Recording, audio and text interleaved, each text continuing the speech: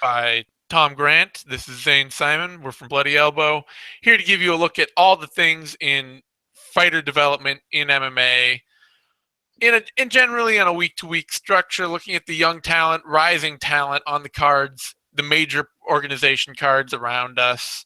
This week we're looking at Bellator 145 Vengeance and UFC Fight Night Sao Paulo. Tom, what do you think of the action this week in terms of prospects? Oh man, this weekend is one of those. It's sneaky good. Not a lot of people are talking about it, but we've got two pretty fantastic cards this weekend.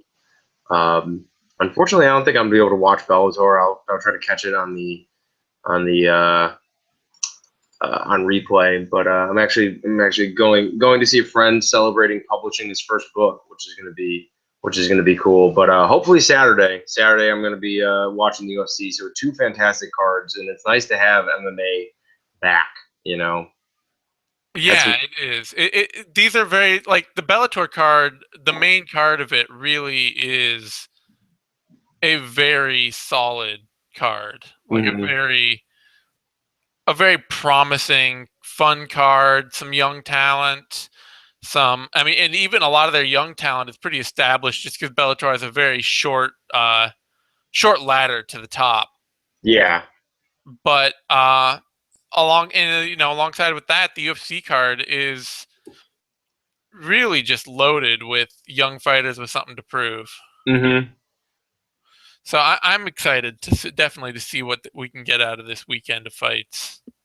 Yeah, it's nice to see Bellator putting together a card with just so much established talent on it, and it has its very Bellator like fights on there, like Bobby Lashley versus James Thompson, which like I'm you if you just said that fight um and didn't tell me what card it was on, I would believe that is in like a what was it, the Extreme FC, or no, not Extreme FC. Who are the guys that did Kimbo originally? Elite XC. Yeah, Elite XC. It could be an Elite XC fight. It could be a Strike Force fight. It could be that's a throwaway. But Michael Chandler, David Ricketts, Manuel Sanchez, Justin Lawrence, Will Brooks, Marcin Held, all quality fights. Yeah, and topped off by Frey Strauss, Yep. Frey Strauss, which, it's a good card. And even with for me, Lashley Thompson. I mean, the thing I love about that as like a classic bit of Coker booking is that I still don't know exactly how that fight's gonna go.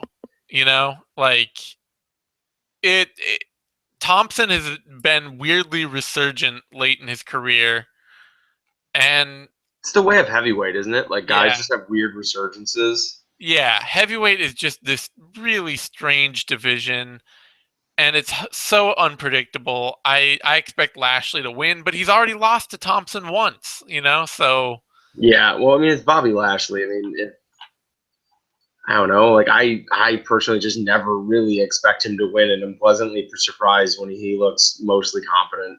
he's gotten a lot better lately. I think he's one of those guys where, like, people did write him off really early in his career when he lost to Chad Griggs, you Mm-hmm. know.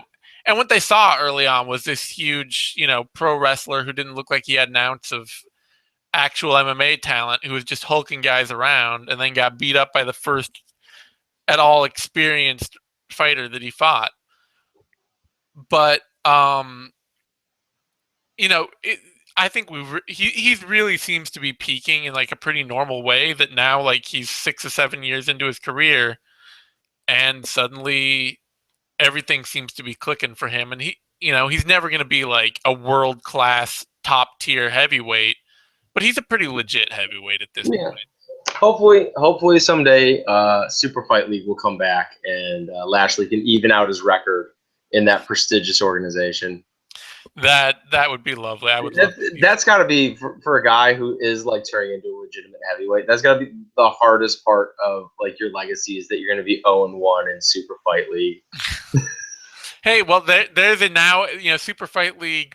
They sold their name rights in part to a Northwest fight promotion. So there's like a Super Fight League down in Tacoma. Oh, well, there Yeah, you go. He may maybe on the back end, maybe on the there you back go. end of his career, he'll get in there and run up some Super Fight League wins. Yeah. So just looking at the young talent, I think the biggest name for fighters on the developmental end of things on this card that sticks out to me is Justin Lawrence.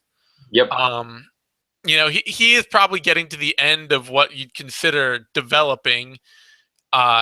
Even though he's only 25, he's been around since 2010, late 2010, so 2011. He's got a couple years left, I guess I should say. But definitely somebody that kind of got thrown into the UFC as an exciting athlete, but too early in his career, and after a couple losses, got tossed right back out again. And I'm glad to see him in Bellator. I'm glad to see that he was able to rebuild his career, like keep on track, and didn't get losing out of the UFC as like a major setback. Yeah, the I think the thing with Justin Lawrence, and we talked about this before, but I kind of feel like Justin Lawrence was a victim of when the UFC started getting a bit bigger in like 2012, 2013 when they started coming on, but they hadn't really adjusted like their evaluation of fighters yet. Yeah. And oh, you lost 2 fights in the UFC, dude, you chopped. And really, he didn't lose to bad fighters. I mean, Max Holloway, as we know now, is a really good fighter. And Daniel, who was the other one? Pineda. Pineda. I mean, like Pineda's like like is kind of a quadruple A MMA quadruple A guy. Like in the big show, he struggles, but he looks really really good on the regional circuit. And Yeah, for I Justin mean, Lawrence, he's been dominant back in Legacy now that he's out of the UFC. yeah. And so for Lawrence, you have this whole thing where he got chopped really fast. He'd only been fighting like less than 3 years at that point. So he's gotten a real chance. And I think the last time we talked about him, he had been signed by Bellator, right? Yeah. And we thought it was a great move then, and it's proving to be a good signing for them, as he has he's firmly demonstrated to me that he has bounced back from that, and that was a bit of an early judgment by the UFC there. Yeah, and we've talked about this too before, that I think a lot of times power strikers take longer to hit their peak than other fighters, Mm-hmm. just because they are so like, it takes so much time to refine your striking technique to be more, and to build up your game around that, to be the point where your power striking is really dangerous. Mm-hmm. So, I definitely, like, going up into 6 and 7 years into his career, maybe even 8, I expect to see him still improving and getting better, and just like tweaking his game in little ways. I mean, we've even seen that with somebody like, I would say we've seen that with like Jeremy Stevens, where he's never going to be consistent, and he's never been quite consistent, but over the past couple years, it does seem like he has become a better version of the fighter that he used to be. I think a guy that kind of also speaks to that is going to be fighting. Oh, we're going to be talking about later on the show, Rashid Magamodev. Magomedov. Magomedov. Yeah, I don't know why I couldn't get it out right there, but yeah, I think he kind of speaks to that also. That like power strikers and really a deep striking game takes a long time to develop. Yeah, it does. So I'm interested to see how And far Lawrence can carry that in Bellator and grow there. And he seems like the perfect kind of fighter that Coker loves to promote. So I'm not surprised that they jumped on him and they're yeah, building him. And he's going up against Sanchez, who's a Rufus Sport guy, and kind of has the prototypical Rufus Sport game with just a little less athleticism than the elite fighters out of that camp. So it should be a fun fight. It'll be interesting to see. Otherwise, in a much more well publicized sort of face off of prospects, we have Will Brooks and Marcin Held for the lightweight title. Champ Will Brooks, contender Marcin Held. It seems weird to call guys who are fighting for a title, and one of whom already has them prospects. But well, Brooks, I kind of think there's like I just kind of think of them as like up and comers at this point, where yeah, they're not really prospects anymore, but they're not super established fighters either. So they're just kind of like they're up and coming. They're like they're in an in between place. Yeah, and I mean Brooks is still very much just like on the development curve of his career. He started in 2011, and we're slowly seeing his striking really develop to round out with the rest of his game. Hmm. And I expect within a couple years him to look like a much more finished, complete product. Held, I don't know, I have some concerns about Held. Yeah, I think that's fair. Like, he's only 23, and he has a fighting style that tends to put him pretty, like, in pretty safe.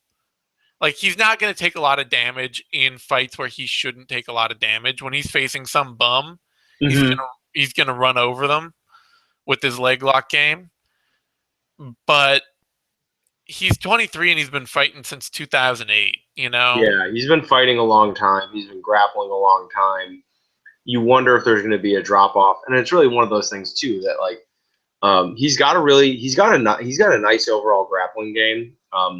I talk about him as a leg locker. Everyone talks about him as a leg locker, but really, it's not the only thing he has on the ground. No. Really, more of like a well-rounded submission grappler where he's happy to advance position, and whatever you leave out there, be it your neck, your arm, or your leg, he's gonna take. So I think you're right in the sense that's a good style for like running through guys quickly, but against higher level fighters who can control you and they can put some damage on you when you play that style. It's a risky style at times, and it's very much against the meta game of MMA right now. This idea that and he does play some positional games and will hold on to positions to win decisions. Um, I think he strikes a really nice balance. I think he's more of like a slightly more modern version of that than guys like a Shinya Aoki or Imanari, Yeah. who really don't show any concern for the scoring or metagame. Um, I don't think, and we talked about this on air. I don't really think Will Brooks is the guy to punish Held for these parts of his game. Um, and for the concerns I have about Held, I very much enjoy watching him fight because anyone who can get a toehold in professional MMA is okay by me. Yeah, I mean, I talked to him about this too, about being a leg lock guy, and he was very quick to point out that like basically the only reason that he feels like he hits leg locks a lot is just because he's really good at jiu-jitsu, and it's just a function of like it's an ignored aspect of a lot of fighters' games, so it's something Yeah, he can get a lot I, rather than something that he is working hard to specialize in. it's something you hear from a bunch of leg lock guys. Like Eddie Cummings right now is like the big leg lock guy on the grappling side of jiu-jitsu, just the pure grappling side. Hmm. And I've interviewed him and spoken to him, and he kind of says the same thing. He's like, I'm not really just focused on leg locking people. I just want to submit people. And he says, people put their legs in my way when I'm trying to get at their upper body and just basically give me the opportunity to attack their legs. So I take it.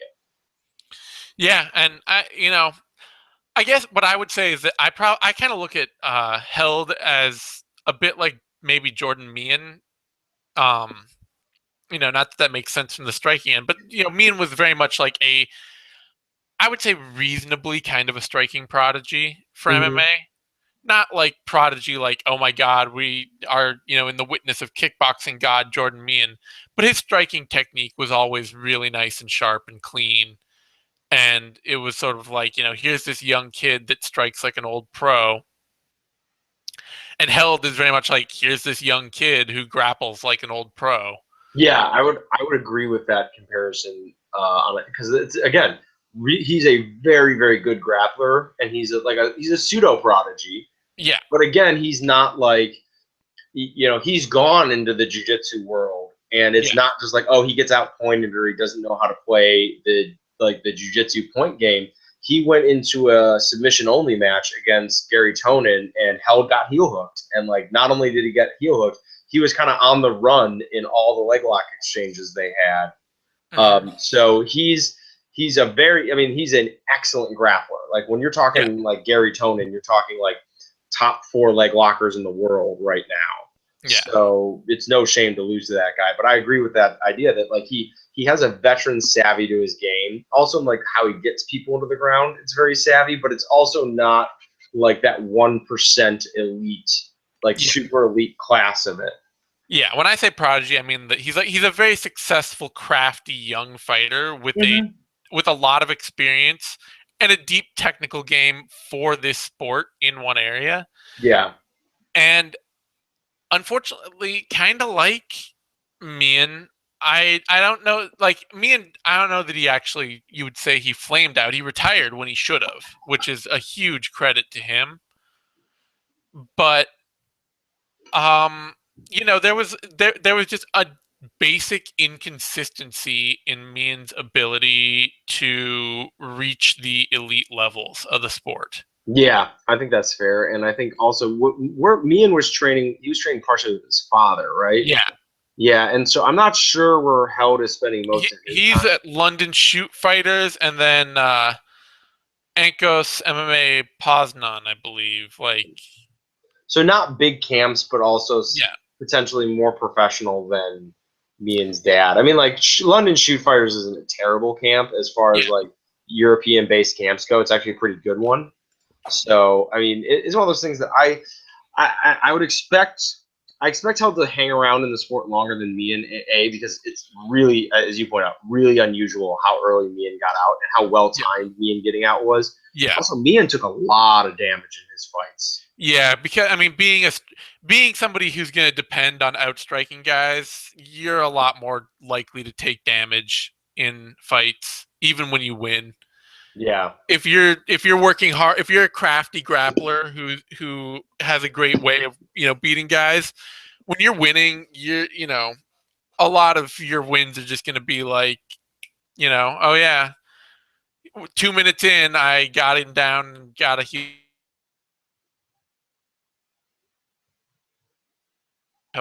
So I expect Held to take less damage, and I expect him to stick around longer. I mm-hmm. even talking to him too. I asked him about that, and he was basically just like, "Look, my coaches take good care of me. We're really focused on me staying healthy, on me training smart. I'm going to be here for a long time. I don't necessarily know that even doing that. I don't know how much it'll help him, but I expect him to be around until he's in his at around 30 in his Yeah. early 30s. Also, I mean, just generally speaking, if you're doing grappling training the right way, you can do. If you're a grappling focus, you can do that a lot longer. It's easier on your body, like we were talking about. It's easier on your body than getting hit. And I Yeah, think that actually feeds into our idea that it is easier to become like for Held, it's easier to become a deeper grappler younger, partially because it is possible for you to just live on the mats and yeah, roll all day, every day at 100% and gain that sort of like experience and knowledge. Whereas like even if you're living in a striking gym, you're not sparring at 100% every day. You need to go get fights to really experience that level of sparring where you can kind of simulate that better in the gym grappling wise and build a yeah. game a little bit faster, I think. And you even look at the you look at the part of the world where you bring kids in really young and you put them through a grinder of training. You look at Muay Thai, and those dudes, most of them are done by their mid 20s as Mm-hmm. elite competitors. That's the grinder that put them through. Yeah. Um, I guess the point I'm trying to make is that like even if I expect Held to win this, and I kind of think he will, I wouldn't be shocked if he lost, but I'm picking him to win. I don't think Held is ever going to be quite a consistent elite talent in the sport just because when you start that young and you put all that wear on your body, even if you can maintain it and go through, like there are costs. I agree with you in the sense that I don't expect him to become a consistent elite fighter. I put it more on his style, which is admirable, and I really like the way he grapples. But again, in the context of MMA, there are certain guys you're just not going to be able to beat. There are guys that will beat you more often than not when you fight that way, Yeah. they likely won't beat you in an exciting fashion. They likely won't submit you, um, but they're going to beat you more often than not because of the way he fights. Yeah, and him losing a decision to like Dave Jansen, that's a sign of something like that. That Mhm. was a decision he lost like four-ish years into his career. And yeah, Jansen eventually fought for a Bellator title, and he's a fun, really tricky kickboxer, but he's not an elite athlete in the sport. Yeah. So I don't know. It's an interesting Held is an interesting case study because he is a fighter who both started very young, has a very particular game, and has seen a lot of early success. It's going to be interesting to track him over the next, half decade or so to see just how far he can carry that because age-wise, obviously he's got all the time in the world, but as we've seen all too often, MMA just is not kind in that way. Yeah. Um, Good. That's, I think, all the guys I really wanted to focus on this Bellator card. Okay, let's jump on over to this UFC card because it's got this young fellow on it named Victor Belfort. Oh yes, Yeah, I think he could be something in like 15 years, maybe like yeah, yeah, young Victor Gracie, I believe it yeah, was yeah, Victor Gracie. yeah. Yeah, I think given another decade, we could be really seeing some noise out of him. Decade, a couple surgeries, a whole mess of PEDs, and he's ready to go. There you go. So yeah, the top of this card is older than dirt. Um, Belfort Henderson But to we have two share. guys who fought in numbered UFCs that were in the teens. Yeah, yeah, but guys who started their careers in the '90s, both of Yep. them. They're So suffice to say, they are not prospects.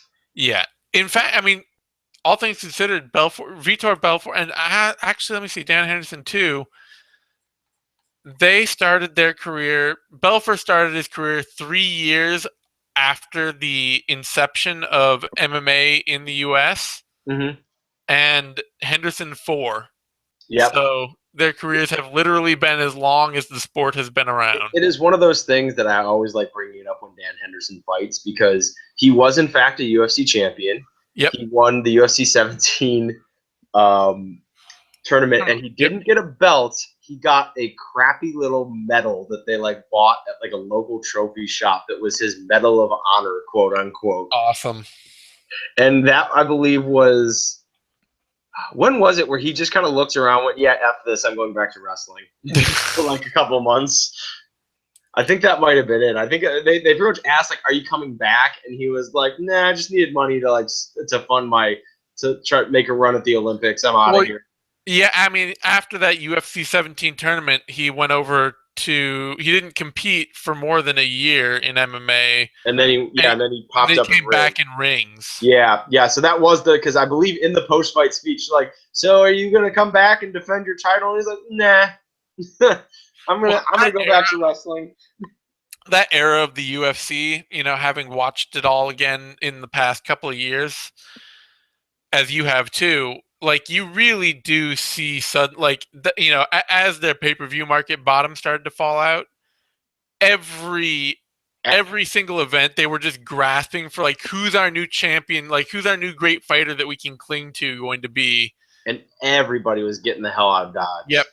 Everybody was leaving. Everybody, the moment they had any success in the UFC, was jumping over to Japan where there was more money. It was And it had the name value because it was the first like internationally recognized MMA promotion that was what we consider to be MMA. I don't really consider Pancrase to be full MMA. It was like it was like a proto MMA, yeah, and like you needed that name value. But as soon as you got that name value, you went to Pride because there was more money there. yeah, everybody was jumping ship in those early days until they got Tito. I mean, he was kind of like the first star that they were able to get that was actually somebody they could depend on to Yeah. show up from event to event. Even Shamrock pretty much, even Frank Shamrock pretty much, jumped ship.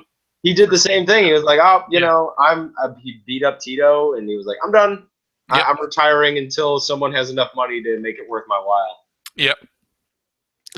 So Tito was really like the first guy to stick with them after in that era. Everybody else was Yeah, if we having keep none of it. doing this, people are going to want us to like create a whole separate MMA history podcast. Yeah, okay. We'll get away from that. I've already done that, and it's fun. But anyway, going back to the matter at hand, young fighters. We are talking young fighters here, and I got to say, the guy that I'm most excited to see on this card, up and down, in terms of young talent, is Gilbert Burns. Yeah, that fight's really good. That fight's real. It is. That is a well-made fight because um, Magomedov is really well matched with Burns because Burns is actually. I was just listening to Heavy Hands before doing this, so I want to give them credit with this and the idea that Burns, what he does on the feet, he does very well. He's very technical at it, but Yep. he's not very experienced, and he doesn't have a great depth there. So you will see him panic on the feet at times, and you will see him react poorly at times when it really looks like he should know what he's doing. And Magomedov is a guy that can take advantage of that. Given if Oh, yeah. Burns gets Magomedov down, Burns is probably going to run over him. Maybe, but I mean, getting Magomedov down is Yeah. so fucking hard. Yeah. Like, I think between him and honestly, between him and Joanna Jędrzejczyk, they are the two fighters I have seen in the UFC who do everything perfectly. And actually, and Jose Aldo are the fighters I've seen in the UFC that just do everything perfectly when it comes to takedown defense. Mm-hmm.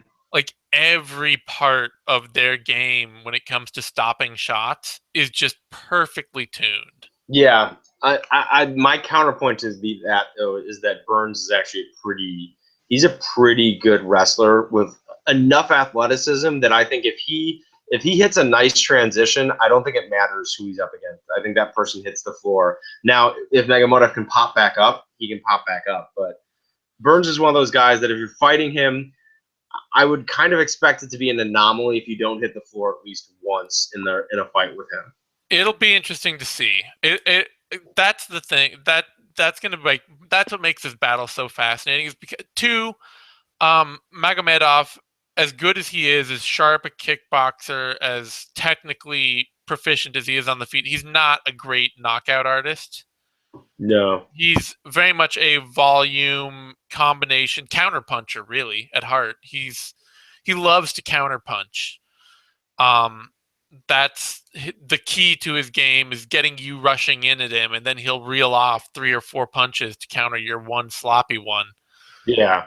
Um, but he's not a great knockout artist. And most of his knockouts have not come over great competition with and it's so Burns will get a lot to work with, I think, but just Magomedov is so I It's don't a know, he's damn good so fight. yeah, he's so ridiculously hard to take down. It's a fight I'm really excited for, and it's one of those fights too that if Burns loses it, I think regardless of how bad he might look, it should have almost no um bad like it shouldn't look badly on his record, Yeah, honestly. yeah. Like losing to Magomedov is not going to be something that indicts you as a fighter. So I'm looking forward to this fight. I think it's going to be outstanding. I would say I'm actually going to be running home from a grappling tournament to watch this card, coaching at a grappling tournament. And this is like the fight that if like I'm not home for, if I'm not back from, I'm going to be pissed. So the other fighter, of course, I'm really looking forward to, and there are a bunch. We'll get to all of them, but the other guy I'm really looking forward to here is Thomas Almeida. Well, yeah. I mean, Yeah, if you like absolute rib roasting body shots and violent knees and leaving people a bloody mess on the floor, then I can see why you'd be interested in watching Thomas Almeida fight. yeah, and I think like it's interesting that this fight he's got with Anthony Burchak is a great fight because Burchak's somebody that was very, I think he was there were reasonably high expectations of him as a regional prospect when he was coming up and when he jumped into MFC and beat Ryan Benoit. Mm-hmm. He was a guy that a lot of people were like, oh, Anthony Burchak. And since then, it's really just kind of been setbacks. Like, he won one more MFC fight, got out of that promotion as it crumbled around him, and then he had to spend a year on the sidelines. Yep. And then he came out and immediately got heel hooked by Yep. Ian Entwistle, who, I mean, I seem to remember like Entwistle took a lot of crap from people just as like, man, like Entwistle's on the UFC roster, like how long is that going to last, sort of thing. But if there's one thing that guy does well, it's heel hooks, Yeah. and Well, and so getting heel hooked by him is not like a huge indictment by me for me. It's one of those things that happens. well, it just it put a huge slowdown on Burchak's career, where he's Yeah. like coming out of MFC, he was looked at as this really a great pickup for the UFC. He was like, oh my gosh, hey, they got this really great prospect. We're gonna get to see him debut, and it's gonna be awesome. And then his debut takes forever, and then he loses immediately, and by the time he comes back and finally gets that big flashy KO win that cements him as somebody to watch again, it's now like, well, now you should be a pretty finished prospect. Like, how excited am I for you to make a big run right now, because you're gonna have to do it. Yeah. Yeah. So it's it's I think Almeida's got the kind of game that's going to make him. Oh, sorry, I know we were talking about Burchak. I was jumping ahead. no good. Um, Talk Almeida. Burchak's okay, not so really a yeah, no, prospect. I have a ton of respect for Burchak's game. I think this is actually a pretty well made fight again because I think Burchak has the right tools to push Almeida and threaten him. And if Almeida's not like completely mentally in this fight or makes a mistake or something like that, I can see Almeida losing this fight. Burchak's got an amazing chin, and he's aggressive beyond, like, to an absolute fault. Yeah. Like, he will run forward. He's got a great chin. He will throw everything he can at people, and he's reasonably technical enough to do it. He's not an amazing technician, but he's good. He's a good athlete. Um, and that's like, that's kind of fire meeting fire, because Almeida is, if anything, like, more aggressive, higher output. Almeida's got, and I think the big thing too is that Almeida needs to settle into fights. He gets hit a lot early Yeah. on, and I think that's going to be Burchak's opening. And as the fight goes on, I think it favors Almeida more heavily. And Yeah. the one thing I absolutely love about Almeida for like a young guy's his body work, that he just mixes in an absolutely nasty body shot into almost all of his combinations, and that usually is what gets the ball rolling downhill on his opponents. Yeah, I mean, after a round of getting beat to the body, they rarely have the energy to pursue him into later rounds. The Mm-hmm. the big thing is just going to be like facing guys like Burchak, and and even like Gorman, who and Pickett, who both pushed him really hard. Mm-hmm. Is is Almeida going to end up being durable enough to face powerful, aggressive fighters who are going to start fast out of the gate? I think you and I are both kind of in the agreement that Almeida might not be on the champion track. He might be on like the top 5 fighter that you beat to fight the champion sort of track. He might Yeah, be he might be more of like the Carlos Condit of that division where he gets a title fight or two. Maybe he wins, maybe he doesn't, but really he settles in as like the toughest test in the division besides the champion. that I would be, if he got to be the Carlos Condit, that I think would be even a high bar, because Carlos Condit is also just monstrously tough. Like, he is impossible to break, Yeah. and I could see Burchak, or I could see Almeida falling almost into more of like, I don't know, like, what would be a really good. It's hard because there are very few fighters that are as technical as he is as strikers in MMA history, because most of them just weren't very technical. at all. Yeah, that's it's Like I could see him ending up in sort of a Dwayne Ludwig role where and late Ludwig when he was in the UFC was obviously when he was in the UFC late was pretty injury plagued, but like in general over his career, this is somebody who really beat up all the regular competition put in front of him, and even with high points of Eve Edwards back in 2008 when that really meant something. But otherwise, lost to BJ Penn, Tyson Griffin, Josh Thompson, Paul Daly, Takanori Gomi. well, I think I generally disagree with you on a couple things because I think the first thing is that bantamweight is not lightweight, and that I think he can get a lot further with what he has. Yeah. I'm not. I need to see something more. So I need to see something more serious than what we've already seen to be that concerned about his toughness.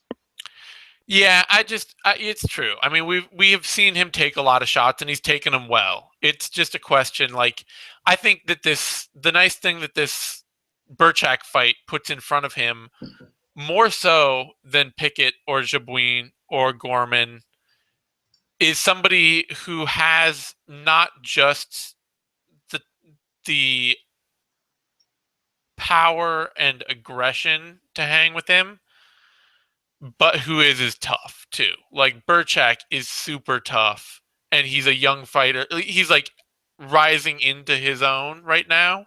Mm-hmm. Whereas Jabouin and Pickett were both very much past their primes, getting more fragile. It is a different level of test for him, which I think Yeah, it'll be informative, and it's like the thing. It's data. It's information on a fighter that and it's going to be one hell of a fight, most likely. yeah. I would say Probably not a full 15 minute. if Almeida just if Almeida beats Burchak, and I don't even care how he does it, if he beats him at all, I would it would renew some faith that has been just a little taxed for me in his UFC run by how much he's struggled early in fights against everyone. Sounds yeah. So So I think Burchak's a guy that even if he struggles early, if he beats him, I think Burchak has the kind of ability to be a top 15 fighter, and Almeida handling him would be a big feather in his cap. yeah. Can I bring up another guy that I'm really excited to see on this card? And I'm probably going to miss him because of the Naga. Pedro Munoz Yes. and Jimmy Rivera. That Yep. is going to be a crackling fight pass fight. Yeah, I'm sad it's on Fight Pass. And this is a weird one for me because it's actually not a prospect fight. It's a problem with bantamweight fight. Yes, there's definitely that going on. Again, it's up and comer fight, not really a prospect fight.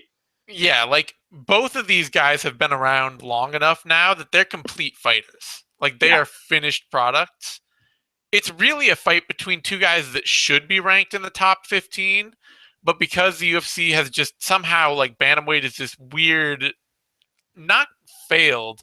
This is what happens when you have. I mean, this is what happens when you have the belt locked up in injury, and then an interim belt, and then Barao becomes your champion, and then he's injured, and the log jam just traveled all the way down the division. Yeah, it's and then Moonhose failed had a drug test snafu. I don't even know if he failed one Yeah, technically. to my knowledge, I believe he did not fail the drug test, but something weird happened with it, and there was no B sample. Like something weird was with the test, and they didn't Well, have a they B used his sample. bio passports to determine that he had his testing was irregular. Yeah, But I don't, and I think I heard a recent report that said they may have ended up finding synthetic testosterone of some sort, and he has taken a year suspension, which he's now basically already served. yeah. Um, I but I'm just not 100% on I just that. remember it was most at the time it was a commission screw up that ended up costing him, and the UFC didn't really go to bat for him. Yeah, it was a weird thing. Anyway, the point being that Munoz has had his run to the top 15 stunted by that. And Rivera just ended up getting there really late. And he's not terribly old. He's only 26. But this is another one of those guys who started his career way back in 2008 and has been fighting ever since. Yeah, Rivera's he's a longtime veteran of the East Coast scene, which is if we're talking like regional scenes in the U.S., the East Coast scene's one of the best. Yeah, and I think it's one of those things where he probably chased really good contracts throughout his career rather than chasing contracts that would jump him straight into the UFC. Because he ended up in Bellator in 2012 for a couple fights, and then jumped from there to World Series of Fighting, and then he was back in CFFC, and that it seems like after that the UFC picked him up, but I don't know why they didn't jump on him earlier. I guess maybe just because he was such a decision machine and they just weren't interested. But yeah, it's he looks like a great talent right now, and I think I'm really excited that Rivera's in there, and I think this is a really nice piece of matchmaking. It's going to be a well matched fight. Munoz could be. I mean, he's a guy that, like you said, he probably should be a top 15, top 10 guy by now. He's a really talented fighter. I think if I'm looking and we're way afield here, but I think for my money, and especially just because McDonald doesn't really deserve to be ranked. So if you really bump everyone up a bit, at the very least, I would say this is probably this should be like a 13-14 ranked fight. Yeah, I think that's fair. God, the UFC rankings, I know. I can't.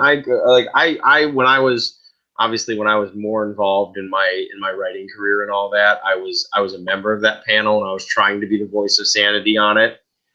And it's just it wasn't even worth it. I eventually dropped out because it's just not worth it. So another fighter I want to talk about on here before we get more sidelined than we already have been is Corey Anderson. Yeah. Oh yeah. I really am fingers crossed, high hopes for him as a light heavyweight. I have this whole thing with him just because anytime there's a light heavyweight prospect, I pretty much just sit around waiting for them to burst into flames. And it's a bias of my own that I have to deal with, that I just anytime there's anyone that's making noise in the light heavyweight division or the heavyweight division, I just kind of wait for the wheels to fall off. This fight is not the fight that Henderson's going to have things go south on him. He is going to beat the dog shit out of Fabio Maldonado.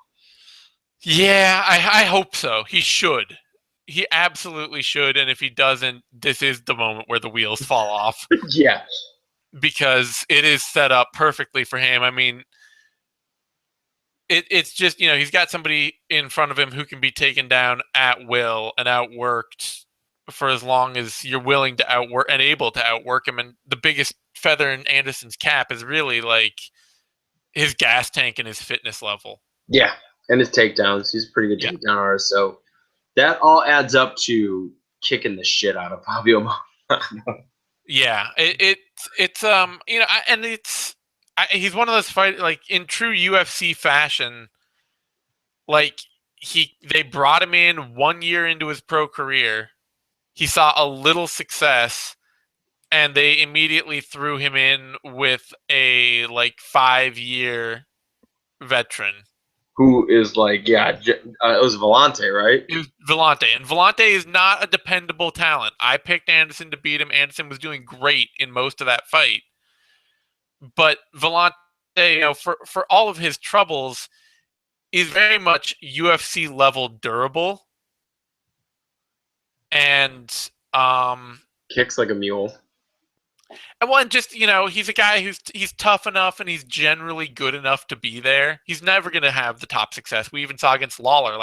After that Anderson win, I was like, yeah, maybe Vellante's turning things around. I think he could beat Lawler, maybe, and he should, and he was looking great. And then Lawler knocked him out. So, but nonetheless, if for a fighter that's just at that point 2 years into their pro career, facing somebody like Vellante and losing on a late TKO, that's not a major point of shame for Corey Anderson. Yeah. Like, it sucks, and it takes him off the super hyped prospect train, which I don't know that he was ever quite on.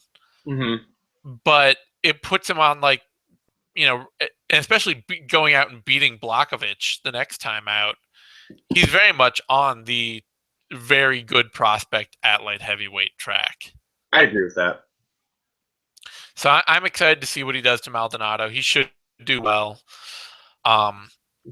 It should be a good build-up fight for him to continue rebounding after his first career loss. Other guy I'm looking forward to, also in the light heavyweight division, also kind of a prospect, also in that weird sort of light heavyweight prospect getting bounced by guys position, is Patrick Cummins. Yeah, and I'm waiting for the wheels to fall off on him. Yeah. I mean, it's hard. I mean, like the Ovin Seyfried fight was kind of that, but he bounced back really well against Cavalcante. Yeah. So I mean, like Cavalcante is a guy that Cavalcante's had the wheels fall. I was gonna say the wheels are so firmly fallen; they are gone that we can't even find them to reattach them. So Glover Teixeira is a tall order for Patrick Cummins, I think, because Glover Teixeira is a good enough counter wrestler to give pretty much anyone in that division trouble. He gave John Jones some trouble in the wrestling department at times, and I think this one I'm leaning towards the more experienced fighter in Glover. Yeah, I think after Glover lost to Phil Davis, I would have picked Patrick Cummins to maybe beat him, just because I did not have a lot of faith in Glover after he switched to his own camp. It did not look like a good move. But I don't know if he's switched back after that performance, or if he's finally got his camp working right. But he looked in perfect shape for the OSP fight. Although that also just exposed how little consistency and system there is to OSP's game. Hey, it's yet another light heavyweight prospect in which at some point the wheels come off. Yeah, well, OSP's just he's an athletic freak who has never had good training. No, and it's so I if Patrick Cummins wins this fight, I'm not saying it's impossible. I would be very impressed. I mean, if the Glover Teixeira that showed up to beat OSP is there, and if both guys in a slightly improved rendition from their last fight show up, I think Teixeira runs over Cummins. But I mean, it's who knows? They could be totally different. They could be totally different fighters when they show up on Saturday night. Yeah, I mean, I think just the big thing I've seen from Cummins is that he's a great takedown artist, but he's not a great control wrestler. He doesn't keep guys down. And his striking and his methods for striking are bad. Yeah, and he's not gonna run out of gas like in one of the more dramatic ways like Cavalcante did. Yeah. Like, so, if I'm recalling correctly, the Cavalcante TKO was like mostly cardio and then also the getting hit part. Yeah, I mean, Cavalcante, that was pretty much cardio. Like, every time Cavalcante got a chance, he cracked Cummins pretty hard and kept beating him up, but he could not maintain it all. He doesn't look fit at all. He doesn't look like a guy who he got busted for PEDs, and ever since then, he's just looked like a very deflated version of the fighter he used to be. Yeah. And so he couldn't keep up with Cummins at all. Teixeira doesn't seem to have those problems, at least not now. I mean, in the Phil Davis fight, he looked deflated, but he seems to have bounced back from that. So otherwise, see a couple other fighters to talk about. Alex Oliveira, I'm still excited for him. I'm excited to watch him fight. We know he's got some major slop to his game, but this fight with Piotr Hallman's interesting because Hallman too has been busted for kind of PEDs. Like I think he was on kind of a diuretic.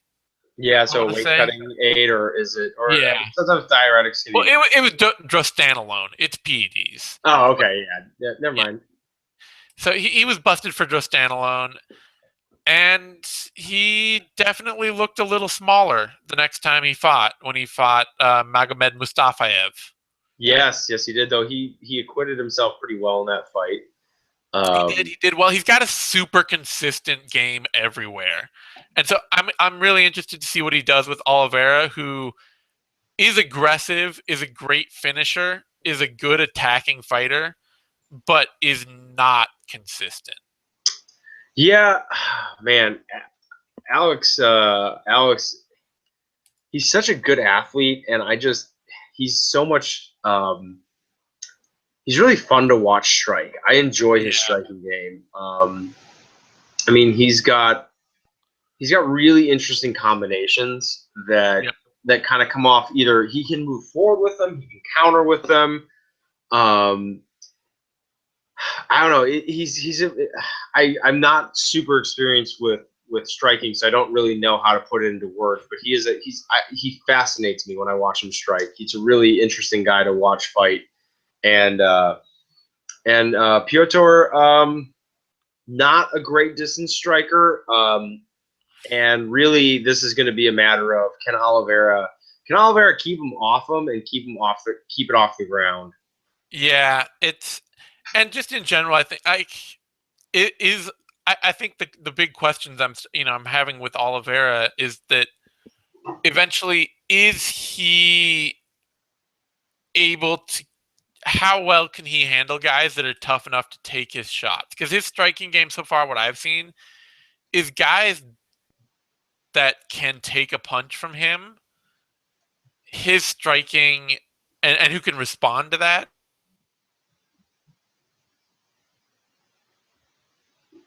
stand in front of him and you can trade shots with him. His striking game breaks down really fast. Mm. And that's a problem. Like, I don't know if he's fixing that, because what seems to happen and what he seems to be going to more, and what he went to in the Merritt fight and what he went to in the Nunes fight, was when his striking game broke down, he just became a grappler. Yeah, And so I worry that he, rather than improving and rounding out his striking game, he's just going to become more and more grappling focused. And he's not a great grappler not a great at guy. all. He's sufficient. He's He's like aggressive. he's aggressive and he's athletic and he knows enough that he's dangerous on the mat. But yeah, like prolonged grappling exchanges against a good grappler will cause problems for him. Like, I wouldn't pick him to out grapple Piotr Hallman. No, Hallman is, I think Piotr would. I think he could like do a round of work on Piotr. Like yeah, he could if he caught like a good takedown like in a transition and like got a good position, he could do a round's worth of work. But like if that was like the first round and then they locked up the two more rounds, I'd expect Piotr to get the better of him. yeah. So it's interesting. It's a test. It's a good test for Oliveira, just because also Hallman's not. I mean, he's a good submission fighter, but he's not otherwise the most dangerous fighter in the world. Like, he's either going to submit you, or he's probably going to grind you for a decision. Mm-hmm. And so it's a good test for Oliveira to see, like, how is he challenged by somebody who is tough enough to take his shots, who can push him physically, and who might be able to out grapple him. And can Oliveira still win that fight? Because so far, I mean, the only fight he's lost is to, or in the UFC at least, is to super prospect Gilbert Burns, and really early in his career, Wendell Oliveira, which is a major overmatching of him against a really solid regional vet at that point when you're like 4-0. Yeah. So I don't know. It's a good test for Oliveira. Hallman is a great gatekeeper kind of fighter. I wish I had more hopes for Hallman going forward too, but he seems to kind of, the drug test failure and the losses to better athletes, to eternal gatekeeper Gleison Tebow and to a better athlete Mustafayev, seem to have kind of tamped expectations on just how far he can go with his style. So, on that note, I don't think are there any other guys really to talk about? Young Yeah, guys? Skelly's fun. Yeah, but he's also pretty well developed at this point. Johnny Case is fun. Also, Well developed. Yeah. Yeah, no, I think that pretty much covers it. All right. Well, on that note, then I think we're going to wrap up the show. We're very much focused on just these two cards, especially this UFC card had a lot of fighters that we're really interested in. So, no secondary topics this week. But thanks everyone for joining and listening in. You can find me on Twitter at @TheZaneSimon. You can find Tom on Twitter at @TP_Grant. You can find me on Bloody Elbow and Tom sometimes on Bloody Elbow.